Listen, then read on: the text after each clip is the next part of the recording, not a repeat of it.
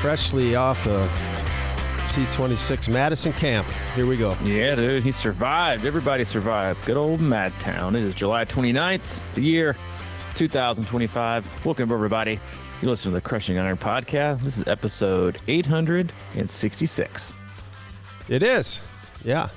And, yeah, I think, you're asking about a topic, and I really don't have one, but I do know that I remember now, I'm always reminded how challenging that bike course can be at times. So I don't know that I've ever heard anybody that's gone, ones that have ridden it. Well, here's the funny thing is that, obviously like you guys are out there doing the full course, and that course has been around. It's one of like the few, even in North America, it's one of the few courses that it really has gone unchanged since the beginning, kind of the first year of the race. A lot of courses have had like at least small changes here, like Chattanooga change, even Ironman Florida change. Arizona's the same, it's just 3 loops, but it's all flat, and again, not a huge change. And other ones even gone away. Texas change, right? Used to go through, Harris County, now it's stuck on the toll road. So it's just kind of always been there. But even for locals, because we got a lot of athletes around Madison and the Wisconsin area, Chicago, and then we've had, obviously we have a ton of athletes do it every single year.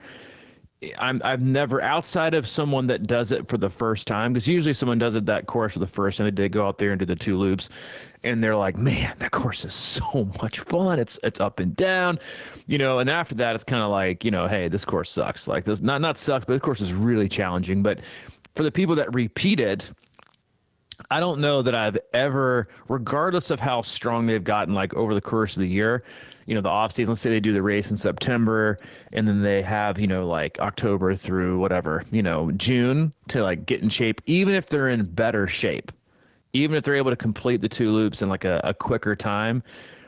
I don't think I've ever heard anyone come back from their first ride back and say anything other than, man, I just forgot how relentless that course is.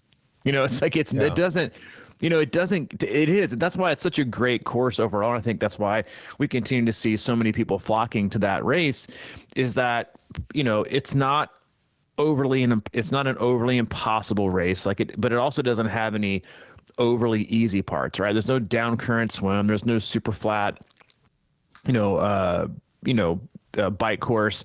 I think the run course is actually even a little bit sneaky for people coming off that bike ride. And it's just, it's a fair course. So I think people tend to, again, gravitate towards it, but they're always reminded, regardless of how fit they've got, or maybe if they've lost a little bit of fitness and maybe they've done that loop before. So the 2 loops, they kind of think that they've got, maybe a leg up on the competition. It's the same, right? It's like, I think we, there's a happy medium. I think we discussed this, a couple years ago when we talk about the course, is like, doing it once, twice, probably a great thing. Doing it all day, every day, like probably not, because it tends to wear on you, because it's such a burner. I was texting one of my athletes that was up there with you this last weekend, talking to him about the course, because he was just talking about how, he was like, man, this course was so much fun. Pretty much what everybody says, like it just goes by really, really fast. And I just said, I responded and I said, it's such a great course, and if you're in shape, it goes by fast. Basically. And he was like, what are you trying to say? And I was like, nothing. But I was like, just saying, like, it can go by fast if you're in shape, because of all the different terrain, the different, the ups and downs, the rights, the lefts, the turns, the downhills, the uphills, it's got the stick going out, it's got the greenway, it literally has everything. But if you're in shape and you're pacing it correctly, much like all courses, right? It can go by fast, right? Not as fast as 112 miles can go, right? I'm not talking about fast as in like your bike time. I'm talking about fast like mentally. But if you're not in shape and you're going out there and you're getting punched in the mouth over and over and over again, or you go out too hard and you're feeling yourselves and you're trying to chase a time or chase a miles per hour, chase a watt range your legs are disagreeing with, then it's one of those courses that if you make I do believe that course and probably Lake Placid on the North American circuit are the number 1 and number 2 courses that are basically, it's not really how fast you're able to go or how fit you are. It's about how few mistakes you can make until you have about 10K left in the run. I mean, that's true for all courses, but a lot of them you get some freebies out of the gate, like the downriver swim, or it's an easy bike, or it's no wind. This course is fair from the get-go. From the moment you step in the water, even though the mass start is gone, it is just straight up fair, which also means you don't get any freebies. So that just means there's even more, in my opinion, margin for error, which, we just said this, we said this for 6-7 years. Like, I wish the mass start would go back. And while I do believe that is kind of like a reason that the registrations haven't been as high as they have been, I also think another reason is because I think, in generally speaking, like, the population has gotten a little bit softer in a lot of areas, and they spend more time paying attention to, details that they think that matter when it comes to racing and training that really don't.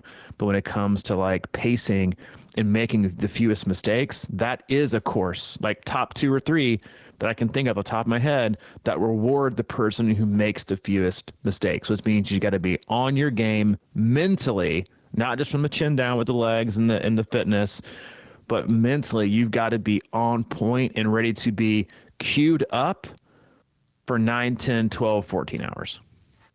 Yeah.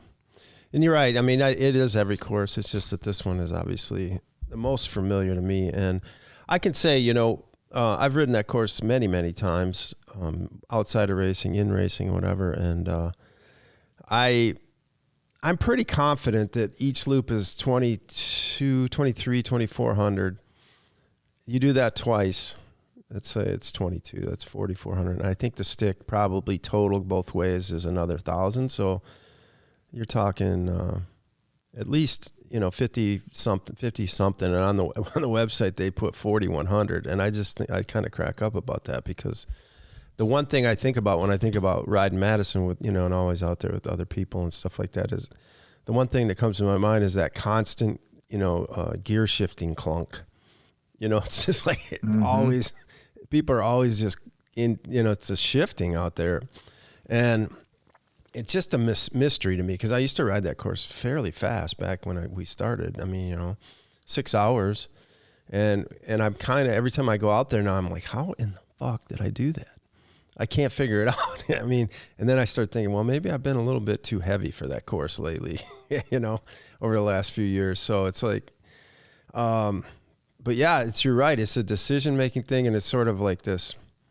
It's just Ironman, and I was just talking about this to my athletes too. It's sort of, you can practice, and we don't always go hard. We do intervals and like longer intervals sometimes at race pace and all that type of stuff. But then when you get in the game day and your legs are recovered and fresh, you just got to be on point. I mean, like, I call it moderately aggressive, because I think it's easy to kind of fall back. I always say stay on top of your pedals, and it's tough to focus that long, because you can just sort of find it's sort of like driving down the road. The next thing this happens to me, probably not you, but like I'll be driving down the highway, and the next thing I know, I'm going like 10 miles under the speed limit, just because I'm sort of losing focus on the pedal. I'm 15 over. Yeah, but what I'm saying, like, I think that's kind of what it is. To me, that's the analogy. It's sort of like if you, kind of. Well, that's the thing about Madison too. There really isn't those long segments where you can kind of drift away. You're always kind of having to think about something. And I think, in a strange way, that is what kind of makes the time go by a little bit. There's always something going on, and you're turning down and up and all that kind of stuff. You don't have a lot of time to think about, things back at home. It is and again, like that. If you're looking for a race that rewards those that are willing to put the amount of like effort and time into the emotional, mental, like psychological piece of training, and you think that is your leg up or because and again, like this is like, this falls into the new like formula that I think people will start looking for now that we've got a new qualification system, right? Like, and I tell athletes this, and this is why I think, we all tend to go to our strengths. But if if I was ever going to get back in the game to like really try to compete at a high level, like Wisconsin would be a course that I would look at immediately, just because I know I'm probably not going to out-fitness anybody. I know I'm probably not going to be the fastest, but here's the thing is, like, if you're top 15 age group in your fitness, you could easily be top 5 by making smarter decisions and fewer mistakes. Because there's also a high likelihood people that are fitter than you are going to make some mistakes. But it also like really helps you out if you think you can stay mentally and emotionally and like psychologically engaged for the long piece. And what that means is are you willing to do some of the hard things in the training leading up to it to actually confirm that assumption about what you think you're capable of doing? You know, it's like if you got an athlete, it's like, hey, I'm a really, really strong biker. I'm not telling him to do Florida. I'm not telling him to do California. I'm not telling him to do Arizona. Any race that is a perpetual draft fest the whole time, why would we do it? Because you can lead out of the swim, and if you're a strong like swim biker, like why come out of the water alone, bike up front alone, while the weaker swimmers who save a lot of energy or use some, hop on and ride in packs for 20 to 30 people and save a ton of energy while you're out there biking alone all day long? Why would I suggest that be a course that you do if those are your strengths? Right? You know, if you're a weaker swimmer and an okay cyclist and a strong runner, go to Chattanooga, right? It's always downriver, swim, borderline wetsuit legal, or they're going to cancel it. And then the bike course now, while it's not easy and flat, there are very few turns, so you can use. It's like Louisville 70.3, like it's rolling. But all the rollers, you can kind of keep that momentum going. There's not like a sharp hairpin right turn or left like Madison at the top of the bottom to slow things down. Go to Chattanooga, right? You save a little energy in the swim. You got an easy, not easier bike, but you got a medium bike, I would say, and then explode and use your strength on the run. But Madison, it's like you got an open water swim, right? 2 loops, which makes it mass startish after the second loop, which again, like whatever. I'm not gonna keep harping on it, but it's the same exact thing. Like you got people, hey, no, whatever. It's fucking stupid. Okay, it's the stupidest thing in the world that we're still having these things, and we call it safer. I think I even went back last week when I was kind of like jaded about this whole thing and looked through Wikipedia, like all the deaths from the swim in triathlon, and I'm almost positive when I was counting it that there were less swim-related deaths in triathlon leading before they started doing it till after. I mean, I think it's actually increased, and I think actually participation in Ironman isn't. Anyway, side story. I'm done venting for the next 20 seconds, and I'm sure I'll vent again the next time. But the first loop, you got to clear. The second loop, you're crawling over people, which is why it's so much fun. It's a fair swim out of the gate. You can't just disassociate because you're going down, you're going down river. And then you hop on the bike, you're going down from like right out of the gate. You're hopping down like a twister. Coming down the gate, you got your hands, your brakes, your hands are slippery. You're going down here, you hear like, these extreme like brakes rubbing and disc brakes that haven't been serviced in like 4.5 years. It's squealing. It's a little bit hard on your ears. Then you hop on the greenway, right? And like it's a little bit bumpy. You're not supposed to pass in certain areas. Then you hop on the stick and you're like, this doesn't feel too bad. The weather's usually nice. And then you get to loops and you've already like most courses you're hopping out, you're not turning that much for like the first like 5-10 miles. You have time to like kind of settle in. If you're taking like side by side, Chattanooga straight swim. Yeah, if you hopping off the dock because it can't be a mass start because of location, you hopping off the dock, you're just swimming fairly, honestly, rarely interrupted by anyone else because of just how the swim is. You're not being touched that much. There's not many people. You got plenty of width in the river, right? Because if you're going one way, you're not having a corner booze and worry about going in a straight line. You're just going in. So you got the whole width of the freaking river because you're barely getting touched, right? You're barely getting touched. You come out, you don't have to sight. You come out, you hop on the, on the highway now, and you just go straight, baby. I just don't think people really understand the amount of energy it takes to stay engaged or the amount of energy it saves to be able to disengage. And that just like goes all the way back to training. Like if you're an athlete who only wants to train inside 24/7 and not get out there, you're just be okay, right? And I think that's where kind of like the give and take and the weighing of what am I gaining versus what am I maybe losing. Because I'm here to tell you, I know this for a fact. I don't know that the last time I did Wisconsin, you and I did it was a couple of months, like 2 months, not even 2 months, like less than 6 weeks after Hayden was born. I did all my long rides inside, and I was really, really fit. I know I gave up 7 to 10 minutes in that course. 100% gave up 7 to 10 minutes on that course for just from lack of being outside. In the last 20 miles, I wasn't sore from like the power I was putting out. I was just sore from the relentless body shots and the roads and the mental fatigue.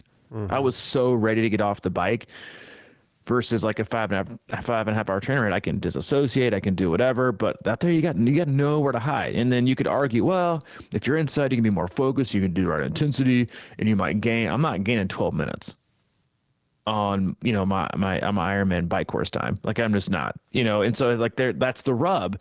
And then how much extra energy is it gonna take to be able to overcome, you know, or that's gonna like dilute your fitness product you're coming into with on these races. I just, again, like, I know we harp on the inside versus outside and putting yourself out there, and yeah, there's like a happy medium to exposure and not overexposure, because then you kind of become like a little bit gun shy of it, I think, and you've done it too much.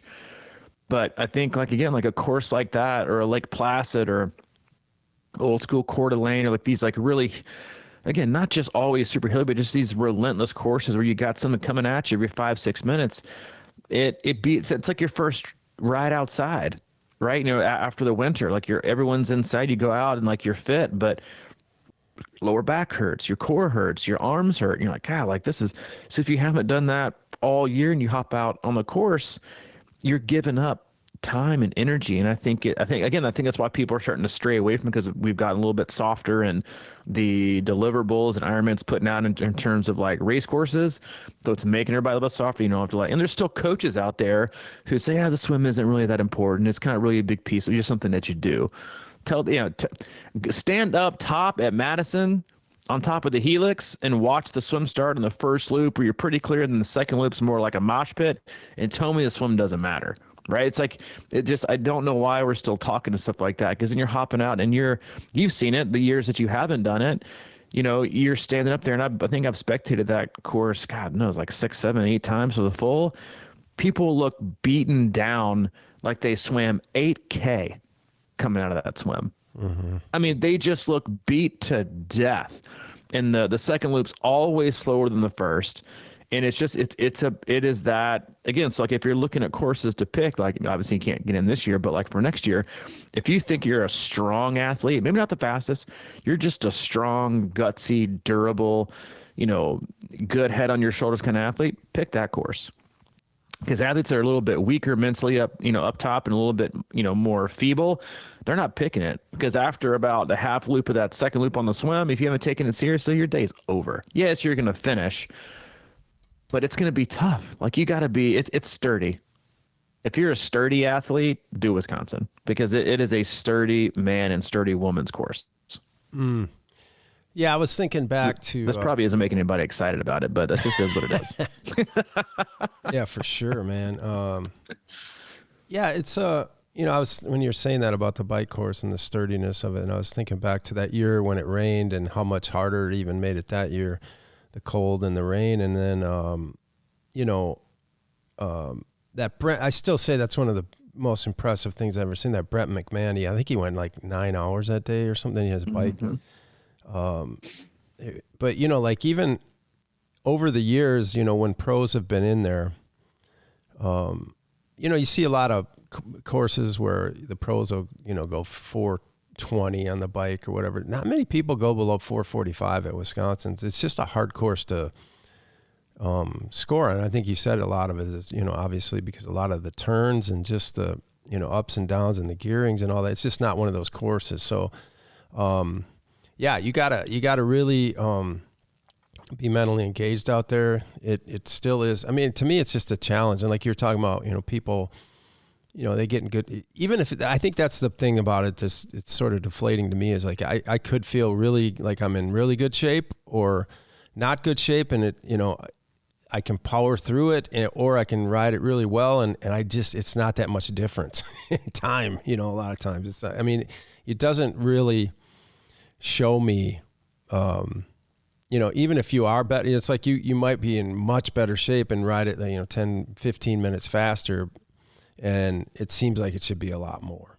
And that's what I've always loved about it. You hit on a point. My point is that like, I usually, can kind of stay in the game a little bit better at a course like that. And that's, I think, why I don't race 70.3s a lot, because I think you just have to be faster and just be able to be more explosive. And a lot of times I'm not in that state of mind, but I can certainly go out and hang in there and pace it and stay in the ballpark and, take, hopefully, like you're saying, make good decisions that pay off later.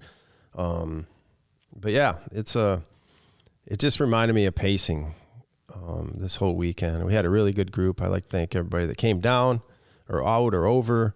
A lot of people went a long ways to get there, and it was good. And everybody was all fired up about riding out there. I put in an optional ride on Friday, and a lot of people went out there. And then we did 2 loops on Saturday too. So it was a good double day of riding, a lot of mileage, a lot of heartbreak. No, everybody did good. But it's it's an exciting course, I guess. And I don't know. It's always nice to be out there. They did change. The only thing they've changed, I think, since I've been doing it, is the run course is a little bit different now. Yeah, they took out that small observatory. Is that what they took out? Yeah, they took out the hills, the hill section, but they added in equivalents, I think. And again, it could have been just because I was not in good shape last year, but it seemed like it was at least as hard, if not harder, the way they did it. Yeah.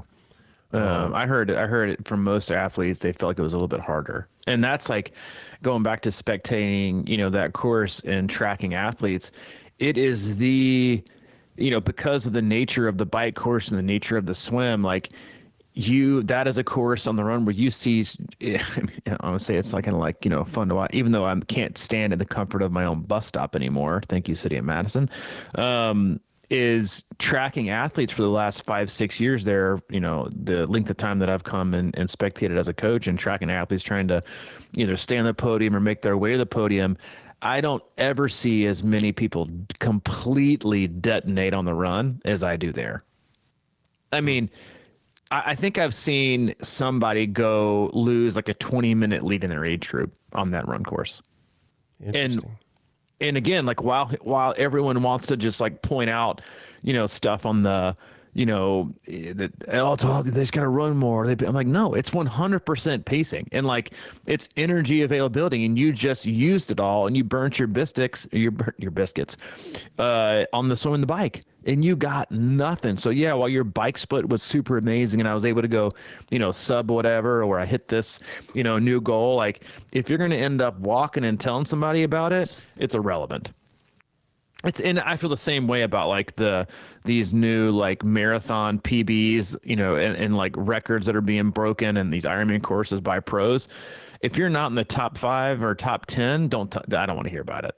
If you're 20, 30 minutes back, I don't want to hear about it, because you just basically coasted and probably dragged your trouble trying to get some extra recognition by running a fast half marathon. You got to be in the game. And when you want to be in the game and you want to get the most out of yourself, that is the hardest thing to do. And that's why a full is so hard to pace, because it's not just the pacing you're having to do with your legs and your body. It's the pacing you have to do with your mind, because you want to pull the trigger all day. Because most people come into it, pretty well trained, pretty well fit. They feel like they're going too slow. They're just God, I'm ready to just do it. Even if they know, you got the tri-angel and the tri-devil on each shoulder. One's telling you to calm down, to be patient. The other one's God, just hammer it. Let's show everybody your bike split.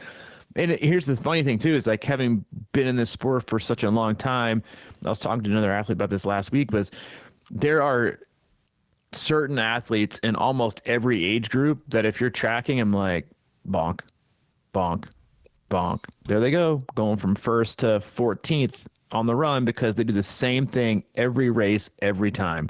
They completely, hammer things out, on the, on the bike and the run, and then they absolutely, completely detonate on the run. And they never learn their lesson, ever. And then you come to a course like Wisconsin, you might not even been trying to do that. It just, it just happens, right? Pacing it as even as you possibly can. Because to me, it's not even just about like the pacing and the effort. It's about keeping your watts close, keeping your average power and normalized power, together, and as close as you probably is, as close as you can. Like if you can do that, that's also like something that I think is like really, really underrated, because you're not taking the extreme of like what those body shots can feel like with the huge, power surges you do going down the hills or trying to slam it coming down the hills. And then, you do the same thing, which every newbie does if they don't, as long as they're just like doing research on their own, they look at like the course profile and they see the last 15, 20 miles ago, it's a net downhill. Like, probably right into a headwind, right? And you're probably so fatigued with your upper body because you're so weak from having done the whole course, or maybe doing all your rides inside, that you're going to be sitting up half that time because you can't stand aero anymore. Your lower back hurts.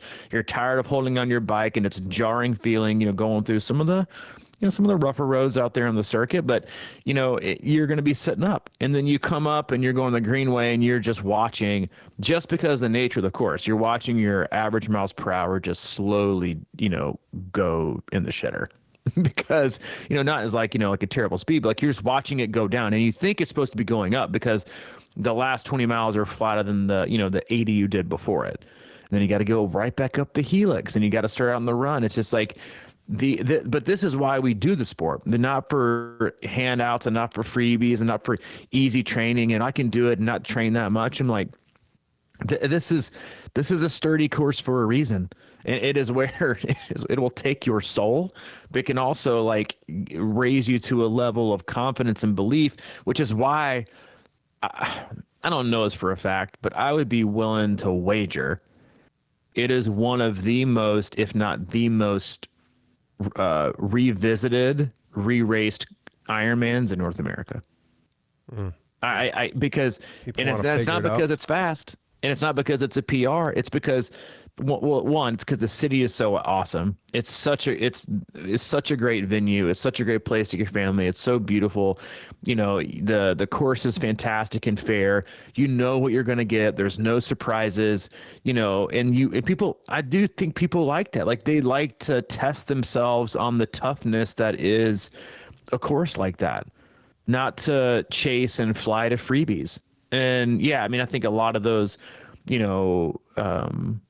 lot of the returners are, that people that live around the area, but, it's also pretty standard for, some of the blue collar, more Midwest kind of mentality. It's like, like we can, they're out there on their freaking, fat tire bikes and negative 20 degrees, probably riding their bike to the farmer's market that's inside. It's like, so it is, it's gotta be one of the most returning Ironman full distance races that's out there. And registration's gone down like a lot of other fulls, but I wouldn't be shocked if this is the highest registration year they have in the last 5 years. I'm kind of anxious to see what the numbers are with it. And I just, again, like but that's true. Like, we're talking a ton about Madison because, to the camp there, and you and I have so much experience, both, you personally and then coaching athletes on that course that have done, amazing. It's just like, that's why we get into this. And that's why, every race is hard. Every Ironman is hard. Every course is hard, no matter what it is. Cause, just like talking about Texas, it's a flatter course, but it's got heat and hills when you're not really prepared for it.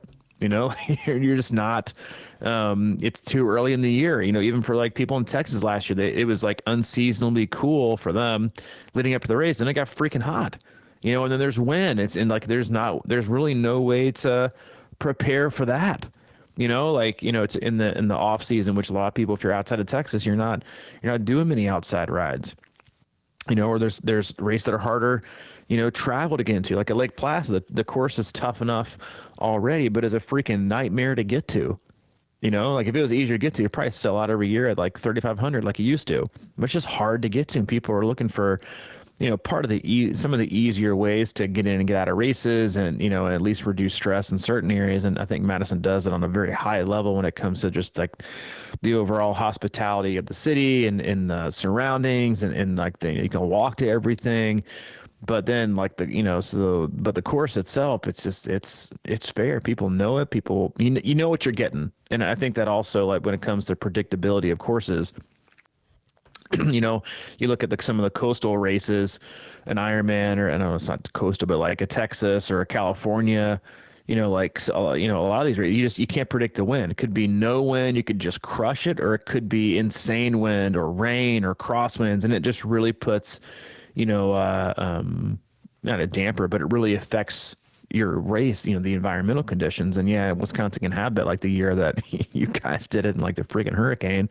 It just adds another layer to the lore, which again is like I will always suggest people do that race. You might PR there, you might not PR there, but it's a maker, I think, in terms of people's mentality and their toughness. And you don't hear many people say, man, I really, not to downplay, because it's not, because every course has challenges, but like, you know, the races that we hear as coaches, like, yeah, I can't believe I did that. I feel so proud of myself. Like, it's always some of the harder courses. You know, it's not so much like some of the downriver, you know, swims and the easier courses that again have their place, because then you're able to try to produce fitness on a higher level by going at a higher intensity and trying to, you know, decrease your time, which again has its own challenges. And again, even, you know, it could be argued that's even a larger room, you know, for error.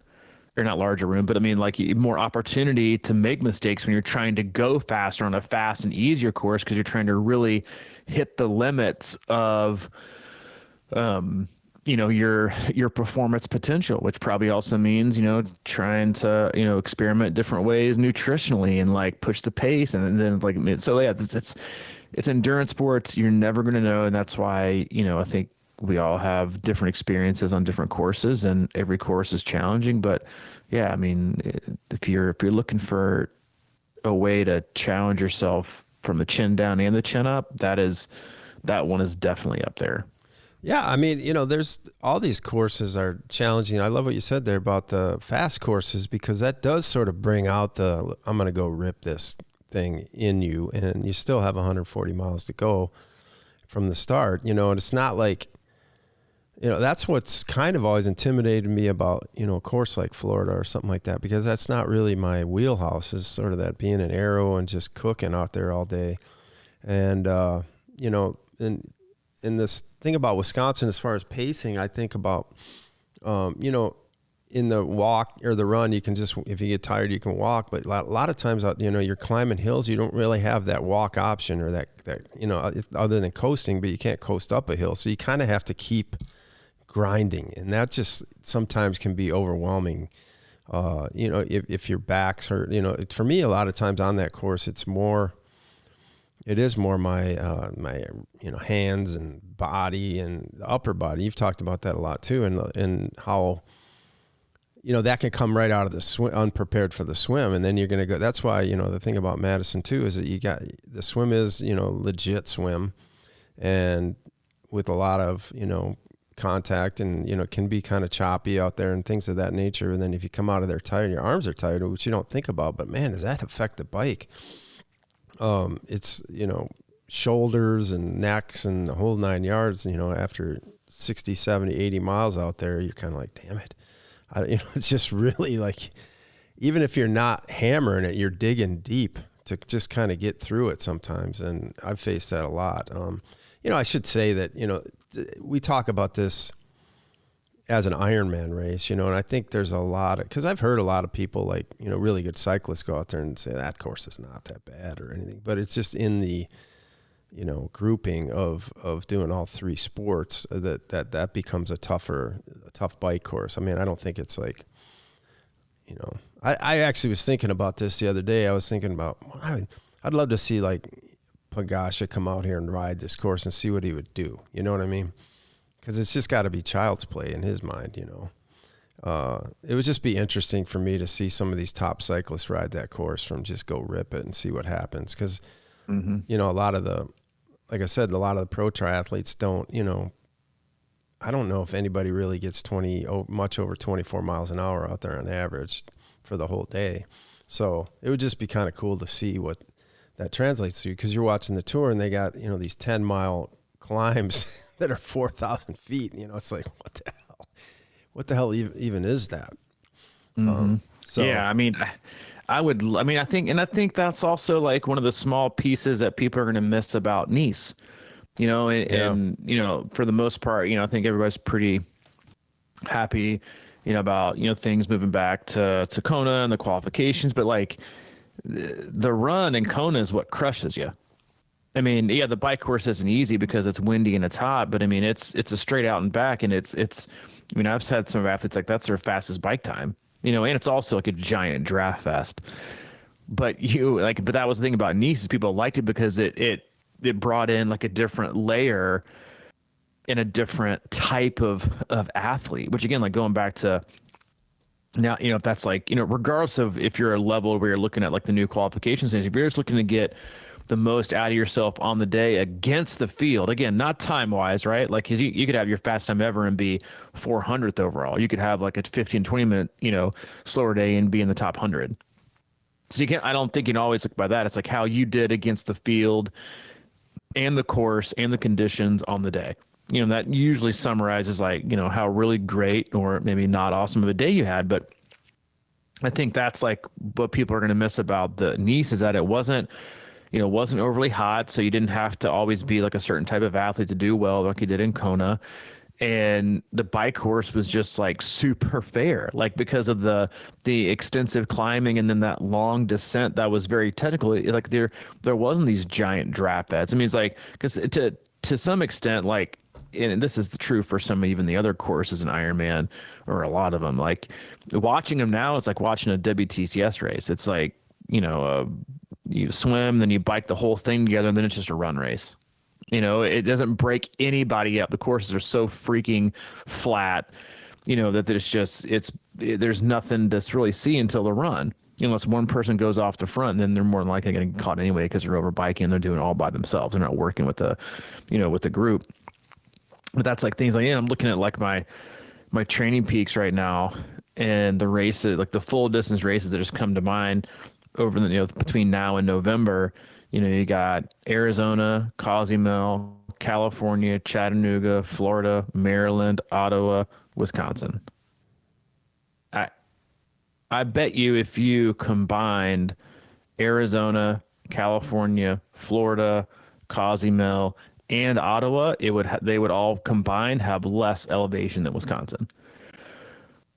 Chattanooga's got elevation just because of the nature of the course, but not as many turns. So it's just like when you look at them, you're thinking like, man, like where are all the hillier? I mean, yeah, we just missed Lake Placid, and Coeur d'Alene used to be a full, but now it's I think really just a 70.3 only, and they've only got one more year on their contract, and who knows if that's going to return.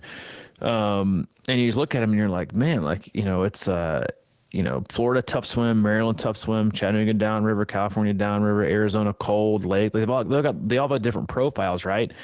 But so when you're looking at trying to profile yourself, because one could also argue, this is kind of like, this is one of the things as a coach I go back and forth on when talking to athletes about like what course maybe suits their ability is, you might say, hey, well, you're an incredible swimmer. So, on one side you might say, oh, if you're really trying to qualify for, this or like get your best time, you might not say go to California or Chattanooga.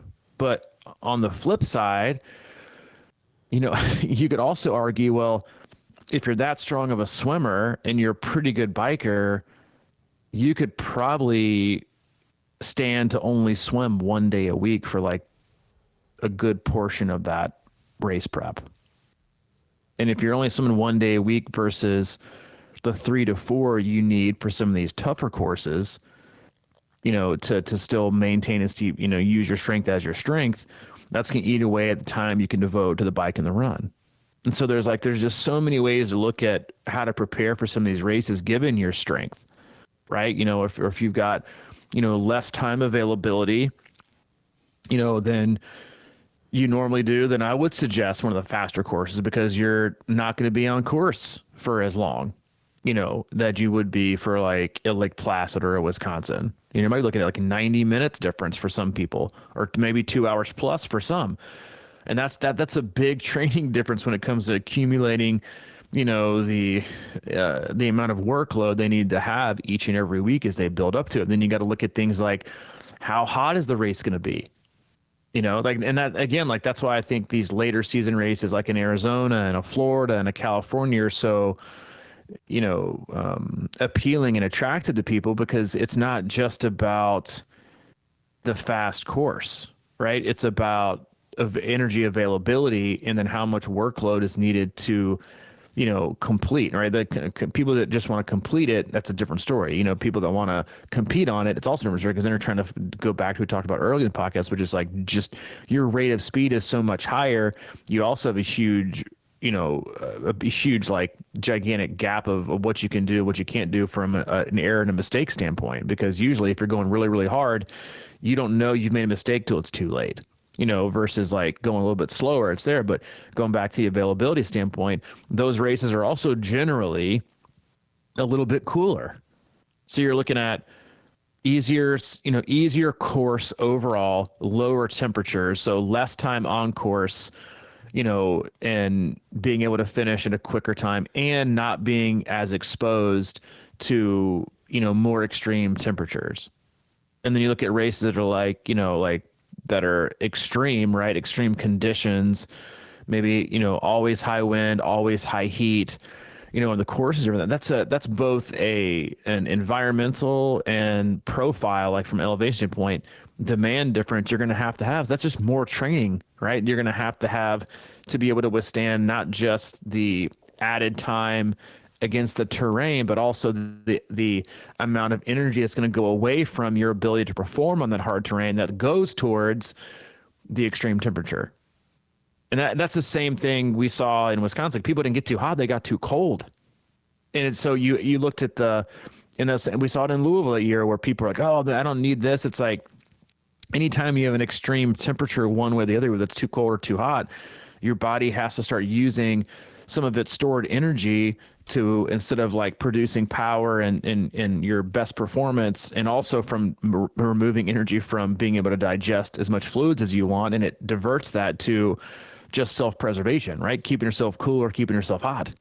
And so like there's so many layers I think people never fully peel back when they look at these races and the courses and the profiles and the time of year and what's required or what's not required. Because, that's just like, people always want to go by strengths and weaknesses. A lot of it's just time. Like, if you have a lot less time, maybe choose a course that's not going to be as time demanded.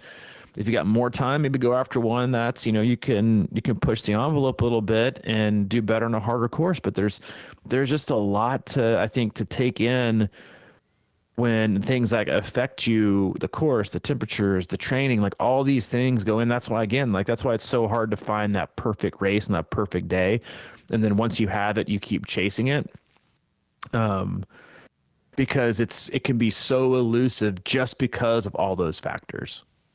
And I think that's what makes, again, that's what makes the sport so addictive, and have people continuously want to come back to it, because they're still chasing that perfect day, either because they've had one or they haven't had one. Mm-hmm. And then you're thrown, 18 different scenarios and life changes and course changes and abilities to do things or inabilities to do things, and, regression in one and progression in another. It's just like, it is forever like the whack-a-mole board you see at the arcade. But that's why it's also so fun for like the problem solvers and the ones that like to be creative and trying to figure things out and peel back the layers. There's a lot to digest, instead of just like signing up for a race because you got FOMO and you got an early registration link. Yeah, I like that point a lot. It's I think I learned that by accident, because I went to the first Ironman Chattanooga and I saw, people that we swam with out there, training, coming out of the water in like 52 minutes and everything like that. And I'm like, wait a minute.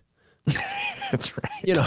It didn't even make any sense. So like the next year I'd sign up for Chattanooga and I really didn't swim at all, hardly. I was like, well, this is just going to current me down, I mean, we swam some, but nowhere near like what, we would have done the year before at Louisville or Wisconsin or whatever. And I didn't really train much, but I always did a lot of running and a lot of riding that year. And to be honest, that swim still kind of ate me up because I just literally wasn't swimming hardly for shit. And I think I was 110 or 120, 112 that next year at Chattanooga with the current and everything. But But I still have my PR, you know, and that's my Ironman PR till this day. And I barely swam much at all, you know? So that's a really interesting point, like to think about the course in such a way that, you know, what you have time for or energy for, or what you want to do or whatever. And obviously that's why a lot of people probably choose down, you know, why Ironman pushes the river swim and the downstream swim a lot, because I'm sure that, I mean, it really does, you know, I think training in general, you know, because you talk about something like a Texas, which I've always kind of wanted to do. But, you know, yeah, you're talking about where I live it's all trainer rides. I would have at least probably a 20-minute drive to the pool with very limited hours. I mean, it would be very difficult to train for that, you know, and, you know, it's one of those things where getting used to a trainer, getting used to that, you know, pool that's difficult to get to, the circumstances or whatever, those things take effort, you know, and like, I think I could get into it and be ready on the bike, on the trainer, because I hit these spots where I'm like, okay, I kind of like the trainer now, you know, it turns into something like that. But if you really have to swim a lot and it's kind of a pain in the ass, and, you know, like you always talk about, it's, you know, it's a 2-3 hour venture to drive, get dressed, do the thing, get to the plane, whatever. That can be overwhelming for, you know, that's just like a massive time suck. You can, you know, spend real time, you know, like 8 hours, 10 hours a week, you know, just with the swim, when, you know, you're only really swimming like 4 hours, 3 or 4 hours. Yep. So that, you know, obviously with people with busy lives and everything, that has to be considered. And I think that's obviously why that, you know, they're trying to take some of the training out, you know, and make these things, you know, easier, but they're never easy, you know, like you come out of that not trained for a swim and it's a downstream, and you're not a good swim. Like if you used to swim and I think you know how to swim, everything, you can probably manage a downstream swim pretty easily without a ton of training. But if you're a bad swimmer, it's still not easy. You know what I mean? So you got to get to a point where that downstream swim actually, you know, makes sense too, because I mean, you just can't not swim ever and be a bad swimmer. And it's still going to be hard. It's still 2.5 miles or whatever of swimming, and not many people can do that very well, current or no current. And, well, and that's the lull we get sucked into, right? It's like whether it's which again, like if you're a coach and you keep telling your athletes that like swim isn't important, like just shame on you. But like, even if you're a self-coach athlete or a coach yourself, you know, like just like I just said, like you have to be careful of the message that you're sending. Because one, I mean, and most coaches will tell you this like verbatim, is like swim fitness helps run fitness. So while it doesn't directly, you know, you might not, you know, go to the pool 4 days a week, you might go two instead. You need to you're going to have to work a little bit harder on your run than you would have if you were swimming 3 to 4. I mean, listen, that's why the sport is so amazing. That's why, you know, being in the sport as long as I have, I'm still trying to figure some things out. And like, there's never a perfect answer or a perfect puzzle. It is just, because again, like just what you said, like you might get loaded at, like you said, at Chattanooga, like I don't have to swim as much. And you keep telling yourself that story because like you said, you either saw somebody go, I can do that. Or there's that 1 year, because this is my favorite. You know, it happens, you know, 1 year happens and they're like, oh, the times are in like the 30s or 40s. And then you sign up in the next year, it's like no flow. Yeah. And no wetsuit. You're totally fucked. Like you're out there for 25 more minutes. Your arms are shredded. You know, you're like, God, I haven't even, you know, you like, but you keep telling yourself that through training. So let's say I mean, honestly, like think about it. You're training for a race. This is why I think it's always great to just stay in the ballpark and stay in overall, you know, tri shape as best you can, is because like, bike fitness as well, like aerobic bike training also helps your full aerobic capacity across all three. You know, like that, like it helps out your running. So let's say you just reduce all that and like, or for the swim, like you go from 4 swims a week down to 1 or 2, you know, because you don't need to. Well, that can make more time. But you're just gonna have to work harder to be as fit and arguably the one discipline that's probably going to hurt you, or you're going to suffer from more injuries, and that's going to be the run. It's a give and take, and like there's a lot I think we can go by and not go by at the same time. And then that's why there's also like no perfect way. It's just you got to find the best for you, and then but fully commit and never assume. I mean, I think that's the big underlying message here is, you can't ever assume it's going to be overly impossible, or assume it's going to be super easy.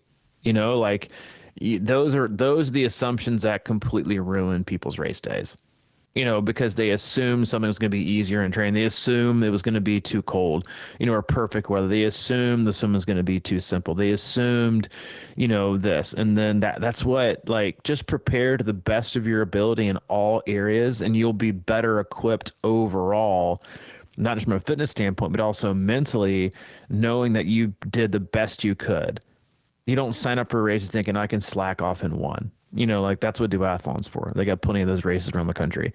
But if you're not willing to put in the work, then, don't sign up for them. But then just don't hope your way to the finish line and then expect a result that you feel like you deserve by not doing the training that you should have earned. And I think that's just it. That's why the sport is so complex, but also so wonderful and so rewarding. We're able to put all those things together and then have a race that we feel like is validated, or that validates the amount of effort and time we put into the training cycle, or, that we didn't. And I think that's just a lesson for all of us, each and every year and each and every race cycle. Yeah. I think I like that, fully commit and never assume, because I think if you're going to assume the worst, Exactly. Right. And, just be prepared for the worst. And it's like you always talk about, you like to walk up race morning and see a choppy water. I like to see a little bit of sprinkle coming in on the bike. I don't want to see, cold and pouring, but even still, so I'm a lot more comfortable in that. But, I don't assume perfect conditions. And then you won't be disappointed. I mean, there's been many, many times, and I've woke up and I was like, this is going to suck. But then you got to kind of turn your mind in the right way. And then, that's the other thing is the 2 or 3 days beforehand when people are freaking out and everything. And then it's like storms the night before. And then the race day is absolutely perfect. They've spent 3 days completely, having energy sucked out of them, worried and anxious about a thing that never happened. It's like, I think one of our athlete, Brad, he's a farmer. He said, yeah, these anything past 2 days are basically yearly average forecasts. So I've been trying to train my brain to get, I don't accept anything until it's 2 days away. Interesting. Yeah, no, I mean, I think, and it's a good, it's a good way to think about it. It's interesting.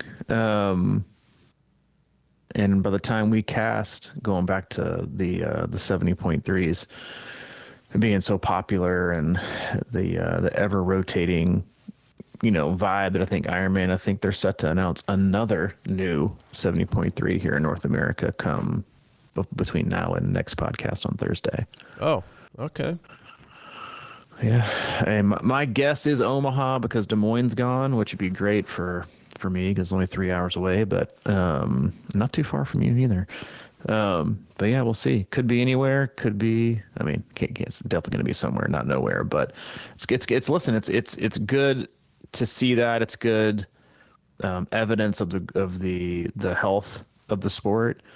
That's, and again, if 70.3s are there and they're still popular, then ultimately that's, you got to think that is going to lead to either keeping around the fulls that we all love, or at least maybe adding another one to keep up with the demand, because that's a natural progression for a lot of people. But yeah, hopefully this cast wasn't Wisconsin's a wonderful course. It's been definitely up there in terms of my favorites. It's just, I think, a good reminder.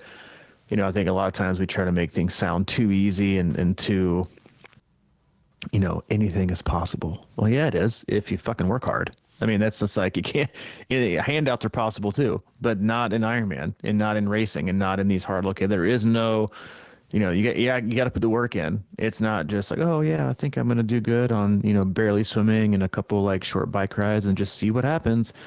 Yeah, I mean, you might be able to finish, but it'll be absolutely miserable and there won't be many smiles, and you definitely won't have gotten the best out of yourself. And that's should be, I think, the goal for most people is, regardless of your situation, regardless of the obstacles you have, the time restraints, the availability, home life, work life, whatever, it should be to get the best out of yourself on the day. Whether it's 8 hours a week of training, whether it's 18, to get the absolute best out of yourself. And as long as you've, and I think that's when you see people finish the line really proud of themselves, because they gave everything that they had and they knew they put in everything they had going into it. If not, then you're left with woulda, shoulda, couldas and buts. And that's not how you want to spend your conversations in the post finish line tent, talking about woulda, coulda, shoulda, didn'ts. If you're going to make it, if you're going to put forth the effort to make it the start line, and you're going to get there and you're going to make the time sacrifice, you're going to drag your family along, and you're going to, spend money and take time off and invest in things, like, then you got to put it together. Don't half-ass it. Go all in. Yeah. And just one final thought. I think if you've done 1 or 2 70.3s and haven't done a full or whatever, I just highly recommend it, man. It's like, I was looking at the, finisher group for Lake Placid, and just the, the emotion and stuff like that comes out with these people that finish their first full, or, any full. I mean, every time I get done, it's just like the hardest, it's so hard. And that's what I like about it. It sucks. And you can, it's just for me, I mean, I've done many 70.3s back in the day, and I love them and they're great, but the emotion and the satisfaction you get from a full, to me, is just like next level. And I think that's why I keep doing them. It's just, you kind of get done at 70.3 and you walk over to 10, eat some food, and you're like, hey, where are we going now? It's like, but at Ironman, it's just like, where's my room? I just need to reflect in a Epsom salt bath. My room? But it's a memory, and it's a feeling that, and I've seen so many people that didn't think they were going to do it, and they did it, and just how it impacts you. And, and we used to kind of joke about one and done and whatever, but I think, so what, it's one thing you're here, you're doing 70.3s, you're close. Give it a shot, man. One and done, that's fine. You may get the bug, or you may just not, but it's a feeling that I think just sticks with you. I mean, my first finish at a full was, infinitely more, powerful than a finish at a half. So, and that's not against halves, because I like half. So I'm just saying that there's something about it. The climbing the mountain of a full is just like, it really can suck, but it's just, it hits in a different way for sure. Yeah, I hear you. Well, as always, we love you guys. We appreciate you. Go to our website, c26triathlon.com. It is our one-stop shop for all things coaching, camps, and community. If you need anything from Mike, he's available. Mike at c26triathlon.com. If you need anything from me, Robbie at c26triathlon.com. All right, man. Yeah, man. Check it Thursday. Thursday it is. See you.